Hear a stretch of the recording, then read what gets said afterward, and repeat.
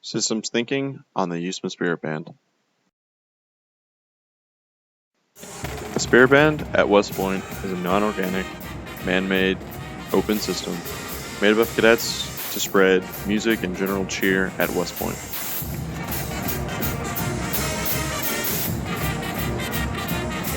From the outside, the band is seen as a very clear-cut organization where you can make out all the components, for example, all the different instruments and their sections. But really though, the Spirit Band has numerous positions hidden from the view of the outside.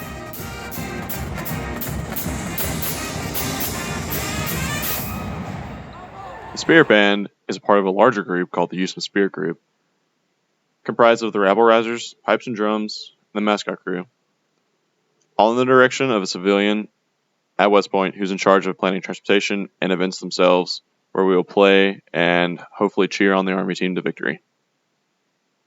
This organization is shown in the figure. The structure of the band is shown here. The band president is at the top of the organization. At this position, you interact with the head of the Spirit Group to confirm all performances and trip sections. Underneath him are the staff positions of the XO, who secures rations for all trip sections, S1, who forms rosters for all trips, internal and external to West Point, S4, who secures equipment and uniforms for the whole band, and the S6, who disseminates all information to the rest of the band as well. The section leaders and the drum majors fall under the band president as well. Drum majors are in charge of leading the band through all music, whether it be at practice or performance, while the section leaders lead the individual section of instruments, including the woodwinds, the trumpets, the trombones, the drumline, and the war tubas. Generally, the Spirit Band operates from performance to performance.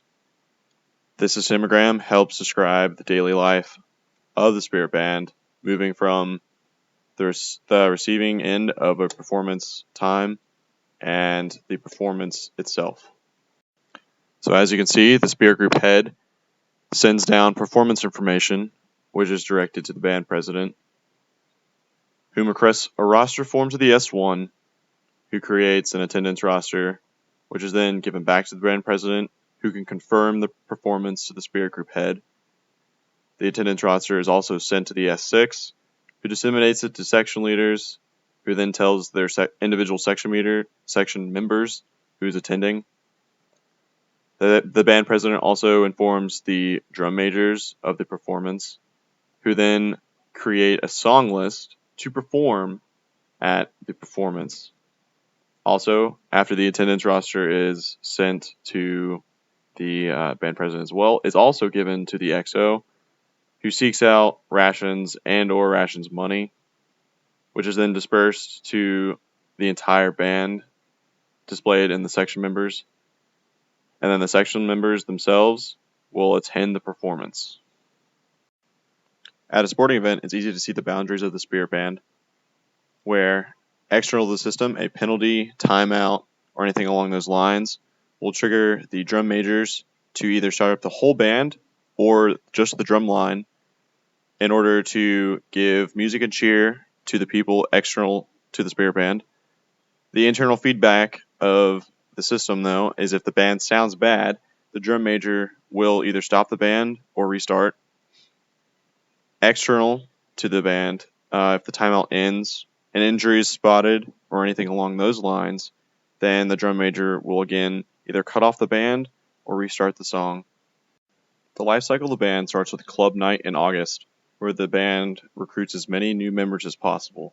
The stakeholders in this phase are the owners, which are the Spirit Band itself, the old members returning from the last year, and the clients, which are the staff and the band president itself, who are in charge of leading the band and keeping it running smoothly.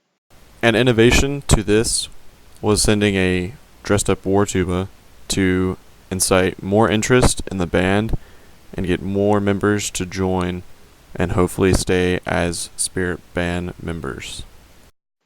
Phase 2 of the life cycle of the Spirit Band is where new members are learning warm-ups and the most playable songs of the Spirit Band. And the stakeholders in this phase are the users, which are the new members getting involved in the Spirit Band and learning the new ways of how we operate. The next phase of the Spirit Band is the beginning of football season, where the band is involved in away trip sections to all away football games and home football games as well. Here, the stakeholder mainly involved is the decision authority of the Spirit Group head, who's in charge of all trip sections and home games as well. Innovations to the Spirit Band are introduced here through buying new music and playing it at the games. The Army-Navy game is the last phase of the fall section of the Spirit Band's life cycle. It begins about 3 weeks prior to the Army-Navy game itself and focuses on perfecting game performances, learning new music for the gala, which is a fancy dinner for the AOG of both Army and Navy, and preparing for a trip to the Pentagon to spread cheer for both the Army and the Navy military members at the Pentagon. At the conclusion of the Army-Navy game, Spirit Band is at its peak of performance, and involved with this phase are the clients, which are the old grads who attend the gala, as well as old grads who attend the games and the other tailgates that the band will play at prior to the game. A major innovation to the Army-Navy phase was the introduction of marching and playing an actual show at the gala. It vastly improved our standing amongst the old grads and the current sponsors of Army. The last phase in the Spirit Band's life cycle is the basketball phase, which begins in January when the Spirit Band begins to attend basketball games. At the beginning of this phase, the Spirit Band goes through a series of elections in which new staff members are elected, as well as a new president, who will lead the band through the basketball phase and into the following academic year, starting in August. At this point in time, the Spirit Band begins to renew its cycle, and it will repeat the same life cycle the following year. One major innovation to the basketball phase was the introduction of a look back on goals set in the fall. As it turns out, the band met many of its goals and exceeded expectations on many horizons.